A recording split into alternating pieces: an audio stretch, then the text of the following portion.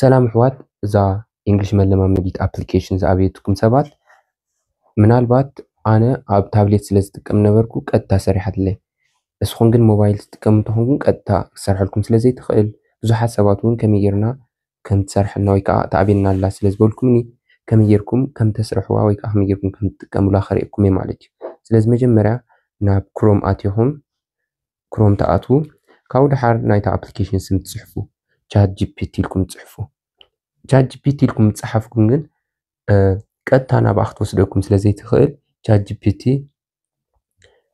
ፍሪ ኢልኩም ኢኹም ትፅሕፉ ቻት ጂፒቲ ፍሪ ኢልኩም ትፅሓፉ ሽዑ ኣብዛ ላዕሊ ክሊክ ትገብርዋ እታ ዝመፀትልኩም ድሕሪኡ ንታሕቲ ወሪድኩም ጌት ስታርት ቻት ጂፒቲ ዝብል ዘላ እዛ ላዕሊ ዘላ እንተወሲድኩማ ዝተፈላለዩ ነገራት ከተምፅልኩም ስለ ትኽእል ቀጥታ ክትወስደኩም ትኽእል እዛ ኣብ ታሕቲ ዘላ ጌት ስታርት ቻት ጂፒቲ ትብል ዘላ ስለዚ ኣብ ኣምሳረንኩም ከም ዝትሪእዎ መፅያትለይ ንህለትኩም ስለዚ እዚኣ ንዓኹም መፅያትልኩም ትኾን እያ ግን ንሕና እታ ናይ ምዝራብ ምልክት ስለ ዝደለና ኣብዛ ሰለስተ ነጥቢ ንሃርም ሽዑ ካብኣ ንታሕቲ ወሪድና ኣብዛ ዴስክቶፕ ሳይት ትብል ዘላ ራይት ንገብራ እሳ ራይት ምስ ገበርኩማ ከም ዝትሪእዎ ክመፀልኩም ማለት ስለዚ ከምታ ኣብ ታብሌት ዝመፀታ ወይ ከዓ ከምታ ኣነ ዘረኣኹም መፅያትልኩም ኣላ ማለት እዩ ስለዚ ክንፍትና እውን ንኽእል ኢና ማለት እዩ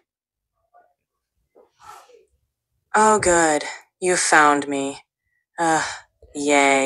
ሪኢኩም ክትዛረብ ጀሚራ ማለት እዩ ስለዚ ኣብዚ ድምፂ ዝተፈላለዩ ድምፂ ክትመርፁ ትኽእሉ ኢኹም ናይ ጓል ይኹን ናይ ወዲ ስለዚ ረእይዎ Hi there. I just want to share how thrilled I am. Hey there. I've got a really great feeling about us. Hi. Glad to meet you. Hi there. Nice to meet you. Hey, it's great to meet you. How's your day going?